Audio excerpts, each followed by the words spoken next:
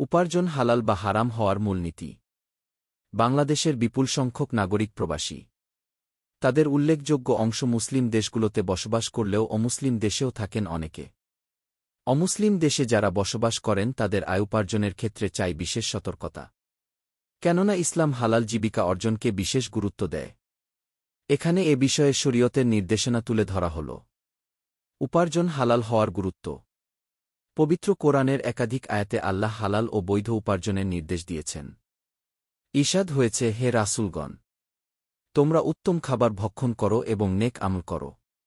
সূরা মুমিনুন আয়াত ৫-১। রাসূলুল্লাহ সাল্লাল্লাহু আলাইহি ওয়াসাল্লাম বলেছেন, অন্যান্য ফরজের পর হালাল উপার্জন অনুসন্ধান করা একটি ফরজ। সুনানে বাইহাকি হাদিস ৪৬০। উপার্জন হালাল হওয়ার মূলনীতি। মানুষের উপার্জন হালাল বা হারাম হওয়ার ক্ষেত্রে শরীয়তের কয়েকটি মূলনীতি আছে, যেমন ১. কাজটি বৈধ হওয়া। কোনো কাজের মাধ্যমে উপার্জন হালাল হওয়ার শর্ত হল কাজটি বৈধ হওয়া।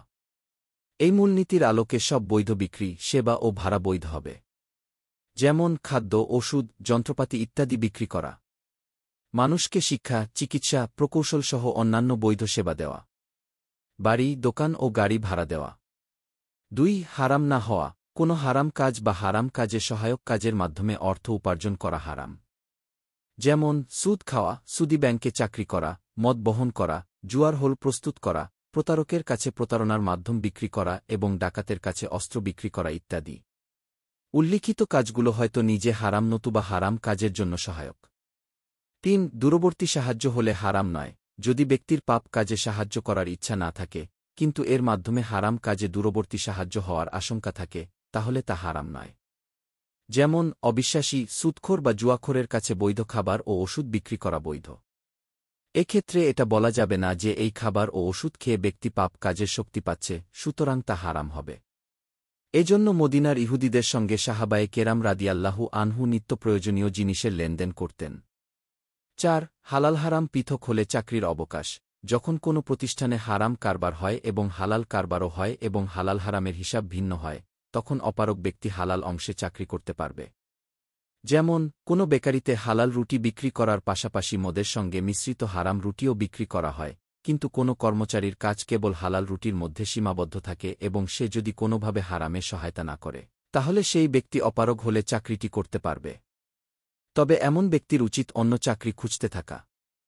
কেননা তার দায়িত্ব হল মন্দ কাজে বাধা দেওয়া এবং তা সম্ভব না হলে স্থান ত্যাগ করা। আল্লাহ তাআলা বলেন, তোমরা যখন আল্লাহর আয়াতগুলোকে অমান্য ও বিদ্রূপ করতে শুনবে, তখন তোমরা তাদের সঙ্গে, অমান্যকারী ও বিদ্রূপকারীদের সঙ্গে, বসবে না, যতক্ষণ না তারা অন্য কথায় লিপ্ত হয়। নতুবা তোমরাও তাদের মতোই হবে। নিশ্চয়ই আল্লাহ মুনাফিক ও কাফেরদের সকলকে জাহান্নামে একত্র করবেন।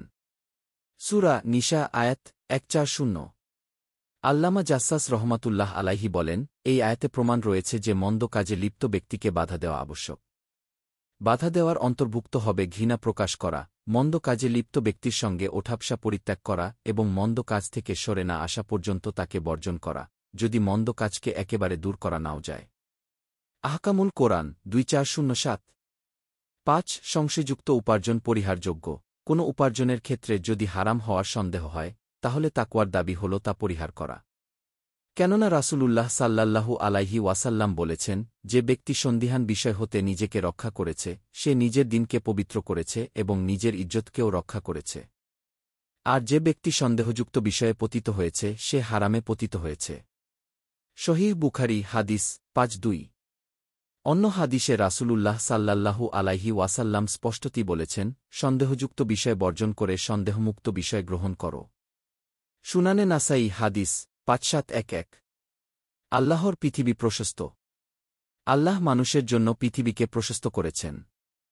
সুতরাং হালাল গ্রহণ এবং হারাম বর্জনে মানুষের কুণ্ঠা করা উচিত নয়। প্রয়োজন শুধু অনুসন্ধান করা এবং আল্লাহর সন্তুষ্টির জন্য পরিশ্রম করা।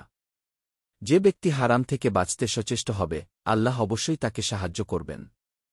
আল্লাহ বলেন, যে ব্যক্তি আল্লাহকে ভয় করে, তিনি তার জন্য সংকট মুক্তির পথ করে দেবেন এবং তাকে এমন জায়গা থেকে রিজিকের ব্যবস্থা করবেন, যা সে ধারণাও করে না। সূরা তালাক আয়াত ২-৩। আল্লাহ সবাইকে দ্বীনের ওপর অবিচল থাকার তাওফিক দিন। আমিন। দ্বীন প্রচারের উদ্দেশ্যে ভিডিওটি শেয়ার করুন। লাইক, কমেন্ট, ফলো এবং চ্যানেলটি সাবস্ক্রাইব করে পাশে থাকবেন। জায়াকাল্লাহ খৈরান।